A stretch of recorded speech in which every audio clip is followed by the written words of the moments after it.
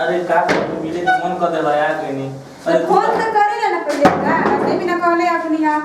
तो शादी हो गेल तो तू भुला गेल और कोई फोन को तो पूछ रहे पैसा मारे की पैसा ना तो रहो तो देवे के डरे कुछ है नहीं ना कि शादी से बियाह होला के बाद जाइन तो खर्चा हो जाए शादी से पहले का ले ले लू चुप ना रही जब शादी भत तो ओती खरी ना आनी सब देनी है शादी में नहीं तो कौन देला के का थी भाई सबरत भाई ओती खरी ना आनी हां शादी में अपना सबत के देखे आई ना हां ऐसे काहे बोलत नहीं अरे पीली प्यास लागल है लोग के दिन में देखते बनी प्यास नहीं खेला हो अरे मदद करते ढेर दिन के बाद अरे तो पहले तो हाथ में छोड़ी पानी ना पिया दो बैठा दो अरे ठीक बनी अरे हिया बना मर्द चलिए ठीक है बैठ शादी से पहले तू खेला और शादी के बाद हम में ले जा लगलो ये का हमने से बात बोला जा रहा है बे जोन भाई लोग मत बोली ना तो सुन ले मैं ना भाई साहब नहीं कौन का होगी हां तो भाई साहब नहीं कौन से बोला माने शादी से पहले हो गेल का मतलब वो राजा से पैसे का करता नहीं मन अब यो राजा ना बताओ ना कोई शादी तो बोलता ना ए देख लियो तो ऐसे मत करी अरे तो ये नहीं आओ ना अरे आई मुझको देखो ते फोन ना तो वो बताएंगे तो दिन बताई लिया हमने गलती थी बात का होती है मन की मिले क्या आ गई नहीं हां तो पानी में ला पी देखो तक पानी अरे देखिए क्या होता है पाऊं ना जीजा जी हमें किंगरा के माना क्यों नहीं के माना के तो पिन को क्या करे जाई लो तो का बोला आगे तो का हो काहे करबो तू तारे के माना माना के तो तू का करे लड़ा मन की हटे मोर करो मेरा मेरा सर के बैठबो तू तारे पाऊं निको सर की में तू फस आई बड़ा साली करे तो साली में सर के बैठबो तू अरे तो साली तो का हो साली है ना मार के पास को जल अरे का उनसे का करनी हाय माने काहे को काहे बोल रही है यहां के बेइज्जती करता माने तो अरे वो बेइज्जती हां का करे लो अरे छोड़ दीजिए ना जी अपना अरे भाई छोड़ दीजिए का जाना कुछ करिए अरे बच्चा आ गया अरे बाबू मसाला बाबू का हो रहा बच्चा अब वो बीच में मत करो उसे हम बताओ तो हमारे मेरा से भेट करे ये कहां का हटा दो क्या करे अरे बच्चा तो सालू महीने की बात चला तमरा के ए बाबू कोहियो अटक ले खल रही लेके दिया हो जाम तो एनी के चक्कर में बताओ तो आके भेंट करत रहे हैं आइए सही बाबूजी तू क्या करे तू मार के मत तू ले तो क्या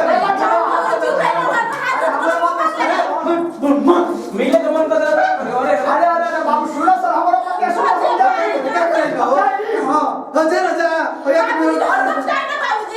अरे सुनो सर ए बच्चा तू जानो तानी कि हमार बबुआ गांव पर नहीं खे ना अरे बाबूजी जैसे ही रखल भी एकरा के ना आज एकरा के तलाक दे मोहम्मद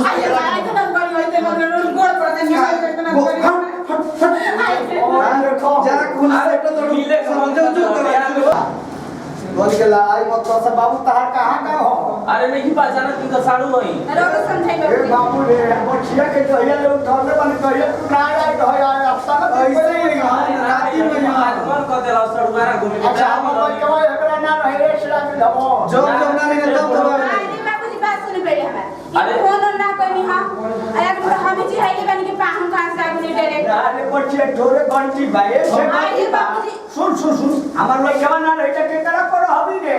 आ तो हम एक अपने के तो अरे नॉन कर दे भाई बड़ा सड़ुआरा घूमे तमा गिलो नहीं हम लोग के हम ना रहे से तार सरुआ ना हमारा मोबाइल है हमारा लगे मोबाइल है अरे नंबर ना रहे तार नंबर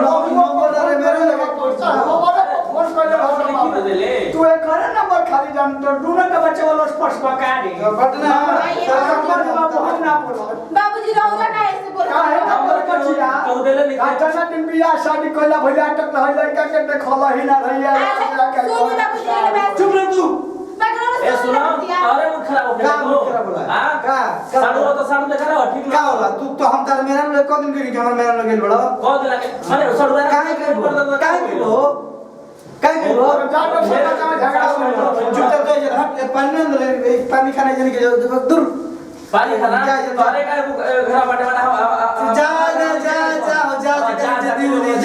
जा हट दूर जा जा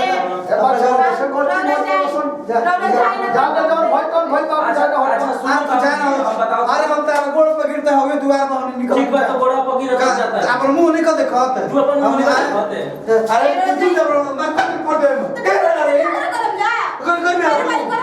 निकल निकल निकल निकल जानता नहीं खेत कोट को कहता गिरे आवे के मार भगवान हम बनी भोजपुरी के अंकित अनमोल और हमने की वीडियो बनावे के उद्देश्य रहा कि आजकल ऐसा नहीं होता टे साढ़े में चक्कर होता टे और हमने की वीडियो एंटरटेनमेंट खातिर बनी रहनी जाए और हमने की अपन चैनल बा बीएस भोजपुरी कॉमेडी आप सब लोग एकरा के लाइक करी सब्सक्राइब करी और हां शेयर कर बिल्कुल मत भुलाएं। जय हो नमस्कार।